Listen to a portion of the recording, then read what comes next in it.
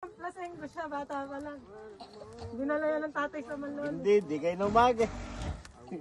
Gala daw, kakausapin ng maayos. Binuhat ulit ng tatay. Pag hindi ka, di kayo numag.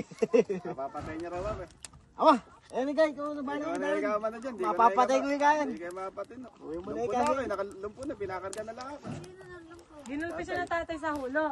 Nung feeling ng tatay mapapatay niya, dinala niya sa lolo. Sabi ng lolo, hindi kayo numaga. May inom nga siya, lagi siya lasing. Bata pa nga lang siya, lasing ko na siya kasi nga wala siyang magulang. Nung iniwan ng tatay, naging lasing ko din. Dito ang tatay kalakagording si Kadaren. Kuya, gusto mo unan? Ilan na nakasagay. Dumadayo nga kami sa bulian, kami yung tatay. Kaya ako, Tapos secure, lagi siya kasama ng tatay sa inuman. Sa madyungan. Tapos secure, expose yan sa mga ano. Sa Las Vegas. Nasa kanan doon naman, di ba? Close dati.